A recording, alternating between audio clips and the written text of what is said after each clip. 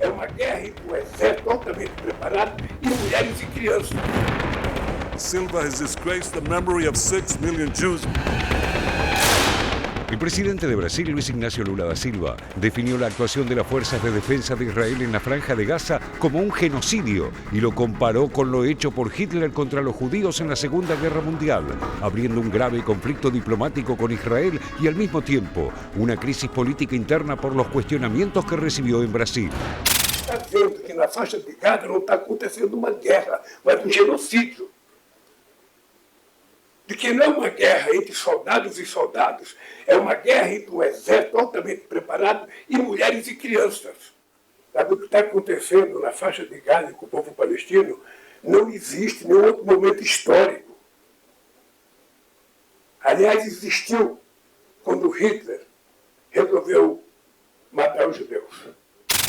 Los dichos de Lula fueron expresados desde Etiopía durante una cumbre de la Unión Africana a la que fue invitado. Tras la conmoción por las declaraciones del presidente brasileño, el gobierno israelí convocó al embajador de Brasil en Tel Aviv para hacerle conocer su malestar y transmitirle que mantendrá la figura de persona no grata hasta que Lula pida disculpas y se retracte de sus dichos. Pero en lugar de hacerlo en el Ministerio de Relaciones Exteriores, como se estila en diplomacia, lo hizo en el altamente simbólico Museo del Holocausto en Jerusalén, donde además se realizó una conferencia de prensa del canciller Israel Katz, algo que la Cancillería brasileña consideró una suerte de emboscada. Today, the president of Brazil, by comparing Israel's war in Gaza against Hamas, a genocidal terrorist organization, to the Holocaust, President Silva has disgraced the memory of 6 million Jews murdered by the Nazis, and he's demonized the Jewish state like the most virulent anti-Semite. He should be ashamed of himself.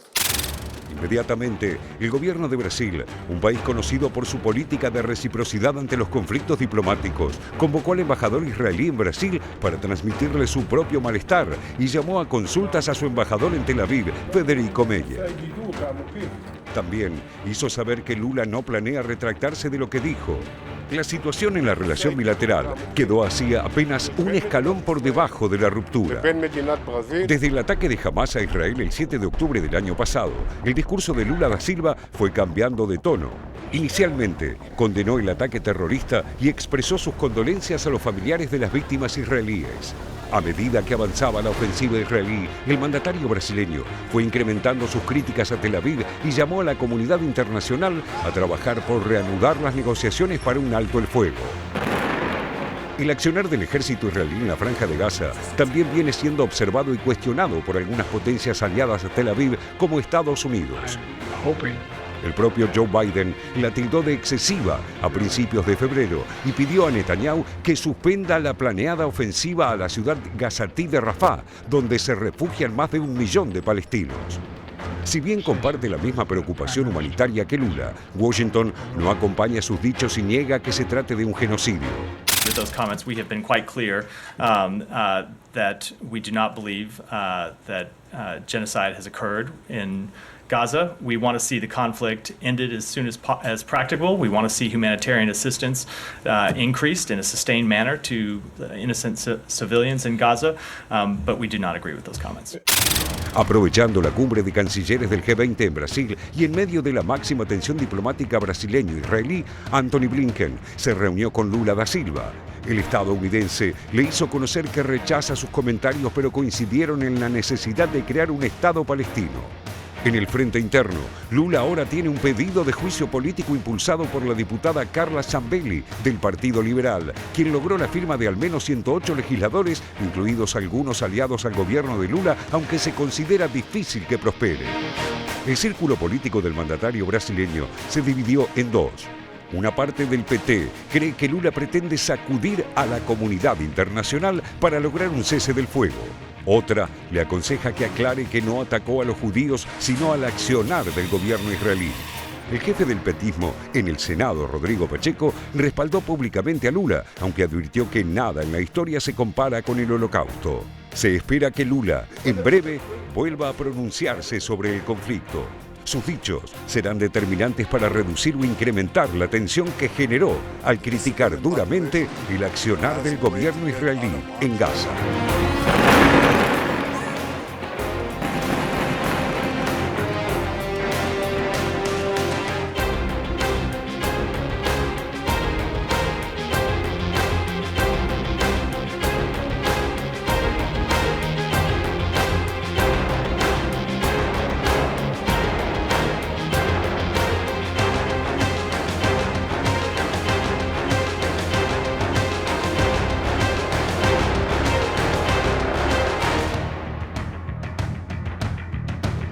Bueno, esta es la historia conocida esta última semana, pero vamos a repasarla, vamos a pedir a Félix que nos cuente un poco cómo se han desarrollado las relaciones bilaterales entre ambos países a lo largo de estos últimos años. Exactamente, Alejandro. Vamos a repasar ese dato con todo gusto. Aquí lo vemos.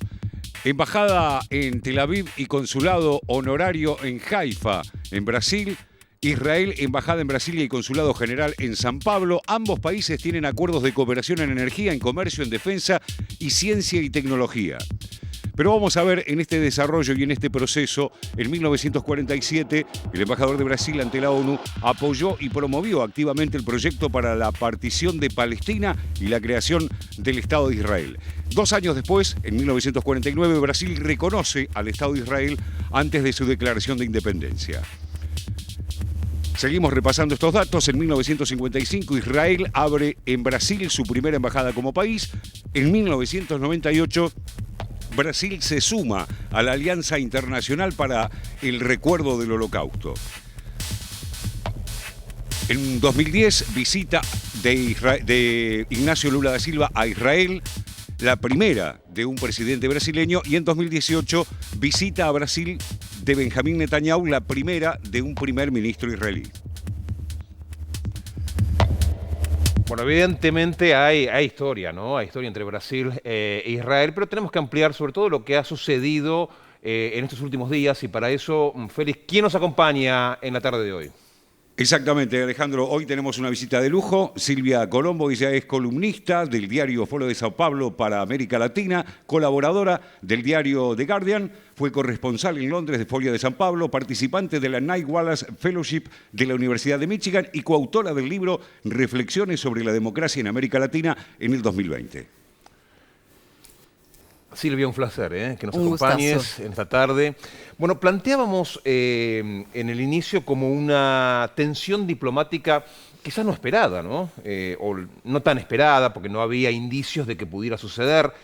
¿Cómo te amaneció a vos esta información? Claro, no tan esperada, pero Lula siempre tuvo opiniones muy fuertes con relación al pueblo palestino y la idea de que deberían haber 2 estados y todo eso. Lula siempre fue muy claro con eso. Lo que no esperábamos era que saliera a comparar lo que está haciendo Netanyahu con lo que hizo Hitler en la Segunda Guerra. Obviamente eso causó mucho revuelo, incluso adentro del Itamaraty, que es nuestro Ministerio de Relaciones Interiores, y adentro del debate brasilero propiamente, ¿no? Que está bastante febril, ¿no? Lula, mañana justamente habrá una manifestación en favor de Bolsonaro en la Avenida Paulista en São Paulo, y eso obviamente va a ser una arma, un recurso más que tienen los bolsonaristas para criticar a Lula, ¿no?